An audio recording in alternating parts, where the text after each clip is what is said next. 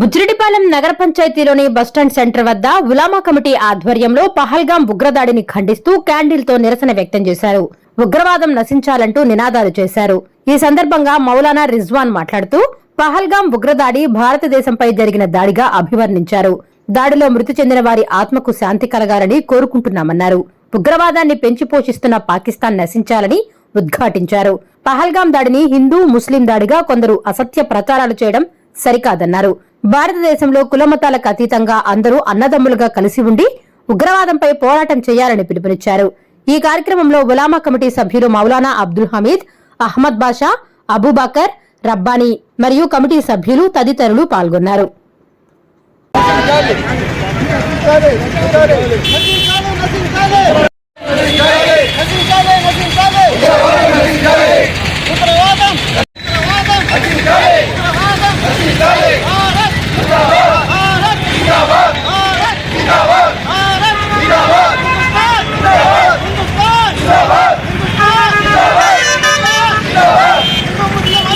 నేను మౌలానా రిజ్వాన్ నజ్మీ మాట్లాడుతున్నాను. ఈరోజు ఉలమా కమిటీ బుచ్చిరెడ్డిపాలెం ఆధ్వర్యంలో పహల్గాం ఉగ్రవాద దాడిని ఖండిస్తూ ఈ నిరసన చేయడం జరుగుతుంది. ఈ పహల్గాం ఉగ్రవాద దాడి మానవత్వం మీద జరిగిన దాడి.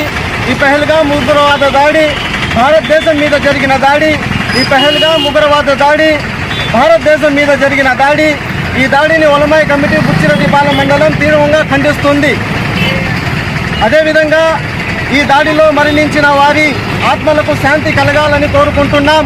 అదేవిధంగా ఉగ్రవాదం నశించాలని కోరుకుంటున్నాం. అదేవిధంగా ఉగ్రవాదాన్ని పెంచి పోషిస్తున్న పాకిస్తాన్ దేశం నశించాలని కోరుకుంటున్నాం.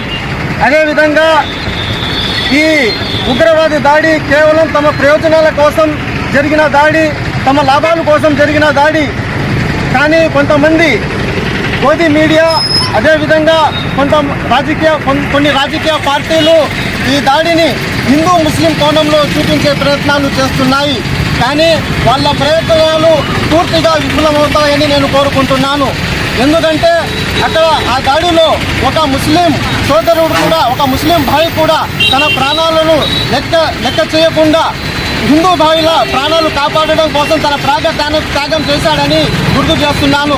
అదేవిధంగా అక్కడ ఉన్న మనుషులను సురక్షిత ప్రాంతాలకు చేర్చవేసే పని ముస్లింలు చేశారని నేను గుర్తు చేస్తున్నాను.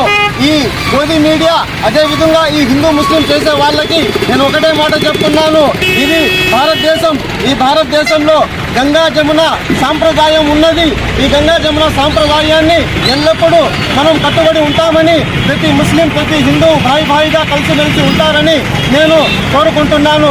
మనమందరం హిందువులం, ముస్లింలం, క్రైస్తవులం, అదేవిధంగా సిక్కులం అందరం ఈ దేశంలో భాయిలుగా కలిసిమెలిసి ఉండాలని, అందరం కలిసికట్టుగా ఈ ఉగ్రవాదాన్ని వ్యతిరేకించాలని, ఉగ్రవాదాన్ని ఖండించాలని, ఉగ్రవాదంతో పోరాడాలని అందరినీ నేను పిలుపునిస్తున్నాను, కోరుకుంటున్నాను.